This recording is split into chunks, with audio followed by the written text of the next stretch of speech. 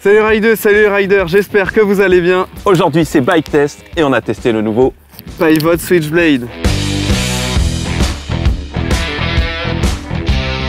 Le Switchblade de chez Pivot, c'est un VTT full carbone en 142 mm de débattement derrière, 160 devant, en route 29 pouces. Le modèle en test, c'est le Pro XT XTR qui sort à un tarif, Jason, de 8149 €. Donc pour 8149 €, on a un montage assez premium. En suspension, on a une Fox 36 Float Grip 2 avec un Float DPX2 derrière de chez Fox en version Kashima bien sûr. On a des roues DT Suisse M1700 avec un petit plus, on a un ratchet 36 sur la cassette, donc on a un ancrage qui est vraiment plus rapide dès qu'on va relancer. Ouais, qui est 2 fois plus rapide que la version normale qui est en 18, donc ça c'est un bon point. Pour les pneus, on a un combo ultra classique, on a un DHF devant, un DHR derrière avec une gomme Maxterra 3C.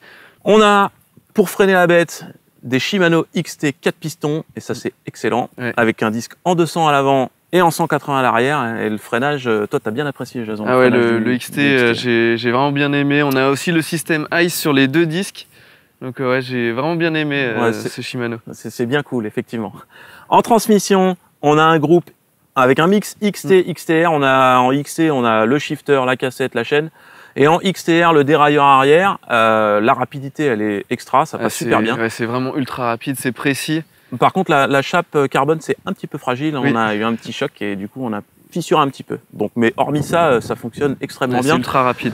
En pédalier, on a un Raceface A-Effect Air. Et franchement, c'est la seule pièce qui dénote un peu avec le reste. Pour le tarif, on aurait vu une pièce un peu plus haut de gamme. Au niveau du poste de pilotage, on a des grips de chez Pivot, on a un cintre en carbone en 780 avec une potence en 35 de long.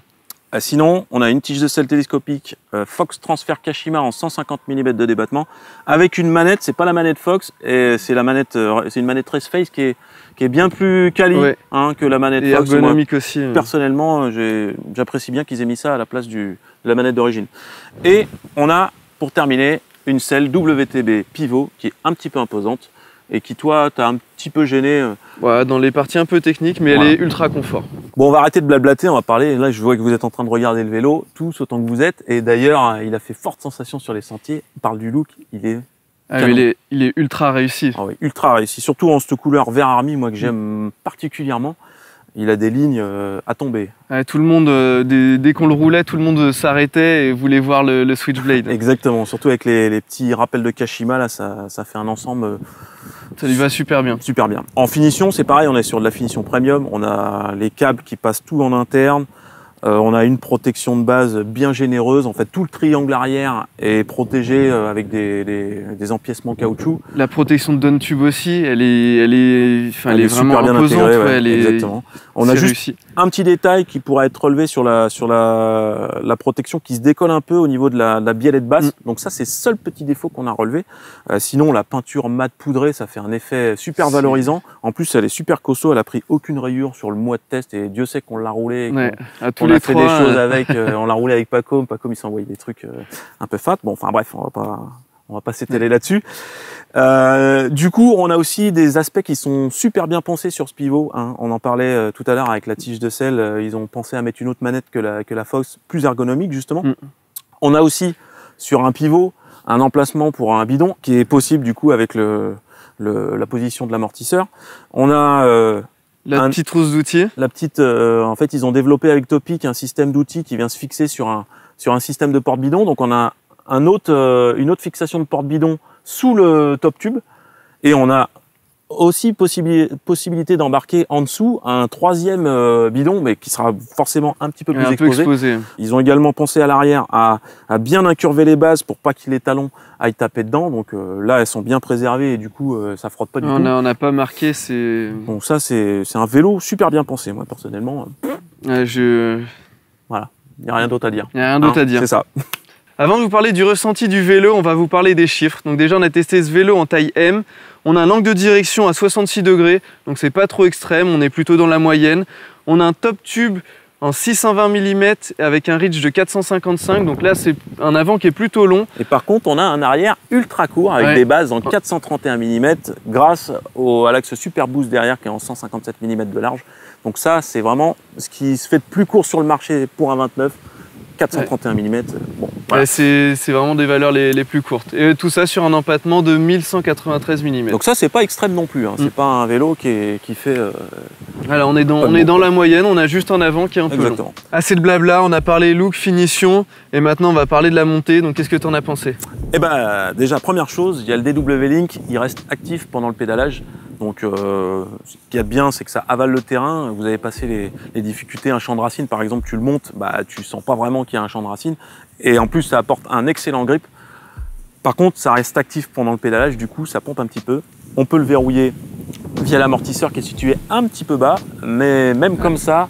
C'est vrai qu'il est un peu énergivore. Hein. Moi, quand j'ai pris ce vélo, bah, je voyais Hugo qui était devant moi. Et normalement, voilà. Ouais, normalement ça se passe pas comme ça. Sacré coup au moral. Ouais, donc bah, pour suivre Hugo, bah, je devais vraiment me donner à 200%. Et c'est vrai qu'il est un peu énergivore en montée. Bah, en rendement pur, on va être clair, c'est un petit peu décevant quand même. Hein. On peut s'attendre à un bike full carbone en 140 mm de débattement, à un truc qu'envoie la sauce.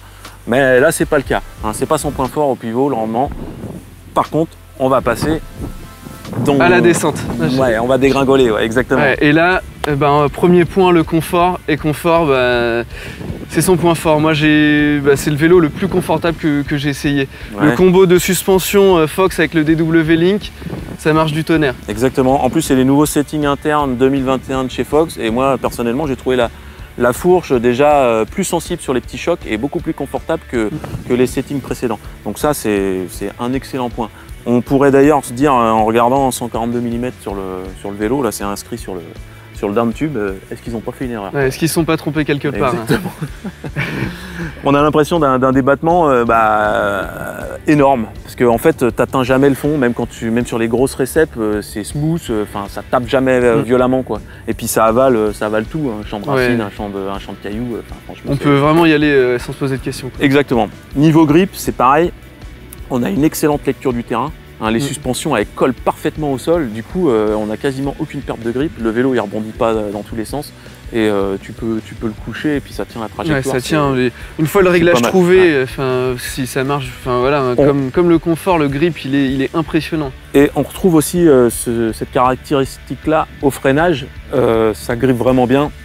Le vélo, il reste en ligne et franchement, on peut claquer des bons gros freinages. En plus, les 4 pistons de chez XT, ils fonctionnent vraiment super bien. Ouais, c'est endurant, il y a, voilà, petit rappel, il y a le système ICE sur les disques, donc vraiment côté freinage, il n'y a aucun souci non plus. En maniabilité, dynamisme, bon, c'est un vélo qui se pilote quand même assez. Il faut avoir un petit bagage technique pour ce vélo. Moi, j'ai pas compris son fonctionnement tout de suite, j'avais tendance à être un peu plus sur l'arrière, et une fois que je chargeais l'avant, et ben voilà, c'est là où ça permet vraiment de rouler fort, et même le moindre virage. Penser à bien être sur l'avant et là c'était top. C'est pareil sur les virages un peu relevés, il faut penser à mettre des appuis parce que sinon le vélo il a tendance à aller un petit peu tout droit. Une fois qu'on a compris comment il se pilotait, déjà effectivement c'est franchement pas un vélo qui est fait pour les débutants, c'est plus une machine de race hein, et qui se pilote de manière énergique. Pour faire tourner dans les épingles, il faut bien penser à engager. Et une fois qu'on a compris comment il fonctionnait, il est assez maniable. Et pareil, au niveau dynamisme, il a un pop dans les suspensions, il va bien, tu passes d'un appui à l'autre sans problème. Franchement, c'est assez plaisant. Au niveau du franchissement, comme tu disais tout à l'heure, on a la sensation d'avoir un débattement à l'infini. Donc on peut se lancer vraiment dans tout et n'importe quoi, une marche. Ça même un gros raid et tout, il n'y a pas d'arrière-pensée. C'est pareil, en stabilité, c'est vraiment un vélo fait pour aller vite. Et il reste droit, il se désarçonne pas quand tu vas à Mach 12 quoi. Donc c'est vraiment une machine faite pour souder quoi. Ouais, c'est ça, c'est un vélo typé race quoi. Exactement. Est-ce que tu as pris du plaisir au guidon de ce Switchblade? Alors en descente oui, j'ai pris un plaisir énorme parce que voilà, c'est vraiment le vélo le plus confortable que j'ai essayé, mais en montée un peu moins.